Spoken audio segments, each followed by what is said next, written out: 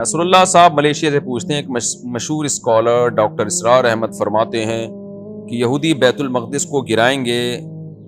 آس پاس کے ممالک پر قبضہ کریں گے، پھر ہیکل سلیمانی بنائیں گے، یہ سب کچھ حدیثوں میں ہے یا ان اسکالر کے اپنے خیالات ہیں؟ کچھ لوگ تو یہ نظریہ رکھتے ہیں کہ بیت المقدس گرے گا یا پھر ہیکل سلیمانی بنے گا اور پھر اس کے بعد جہاد ہوگا، اس بارے میں رہنمائی فرمائیں۔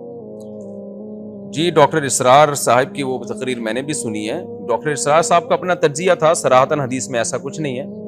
حدیث میں یہ ضرور ہے کہ تمہاری بہت بڑی لڑائی ہوگی یہودیوں سے،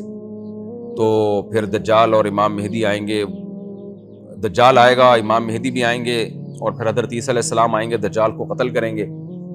یہ سب چیزیں ہیں۔ لیکن یہ کہ گریٹ اسرائیل بنے گا، ایسا روایات میں نے کوئی ایسی حدیث میری نظر سے نہیں گزری، تو میں سمجھتا ہوں ڈاکٹر اسرار سے وہ ایک اجتہادی غلطی ہوئی ہے تجزیہ کرنے میں، اور اس میں نقصان بھی ہے نا، وہ کلپ لوگ چلا رہے ہیں، تو ہمیں اللہ تعالیٰ سے پوری امید ہے انشاءاللہ گریٹ اسرائیل نہیں بنے گا، اور غزہ پہ بھی اسرائیل کا انشاءاللہ قبضہ نہیں ہوگا۔ صرف گریٹ اسرائیل تو دور کی بات ہے،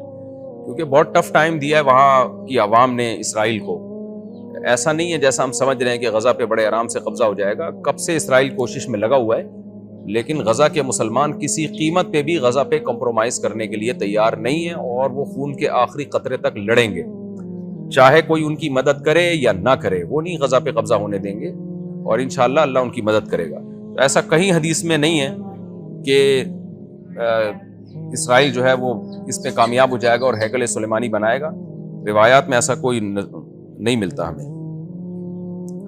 یہ ان کا ایک تجزیہ تھا، اپنا ایک اجتہاد تھا جو وہ بڑے مضبوط لہجے میں بیان کیا کرتے تھے، لیکن روایات میں اس کا کوئی تذکرہ نہیں۔ انسان کا اجتہاد صحیح بھی ہو سکتا ہے، غلط بھی ہو سکتا ہے، جو نصوص ہیں وہ غلط نہیں ہو سکتی، جو نصوص شریعت کی جو نصوص ہیں تو ان میں ایسا کچھ بھی نہیں۔ عبد الرحمن لیاری کراچی سے، میں اس لیے یہ بیان کر رہا ہوں کہ لوگ وہ کلپ چلا چلا کے مایوسی پیدا کروا رہے ہیں لوگوں کے دلوں میں۔ لوگ کہہ رہے ہیں اچھا بھائی یہ بھی بن جائے گا، وہ بھی بن جائے گا، اس کا مطلب جب شکست ہی ہو جائے گی تو پھر فلسطینیوں کو مزاحمت کی ضرورت کیا ہے، جب ایک چیز ہو کے ہی رہنی ہے، تو یہ غلط ہے۔ ویسے بھی اگر اس طرح کی روایات ہوتی تو فلسطینی لڑتے ہی نہیں، وہ کہتے ہیں تو حدیث میں تو آتا ہے کہ جی یہ تو سب کچھ ہو جائے گا، تو اس لیے یہ ایک اجتہادی غلطی پر اس کو محمول کرنا چاہیے۔ جو گراؤنڈ ریئلٹی ہے، جو حقیقت ہے، وہ یہی کہہ رہی ہے کہ غزہ پہ بھی انشاءاللہ کنٹرول نہیں ہوگا، اور اگر ہو بھی گیا تو وہ دوبارہ کنٹرول ختم ہو جائے گا، جیسے کہ پہلے بھی ایسا ہو چکا ہے، غزہ پہ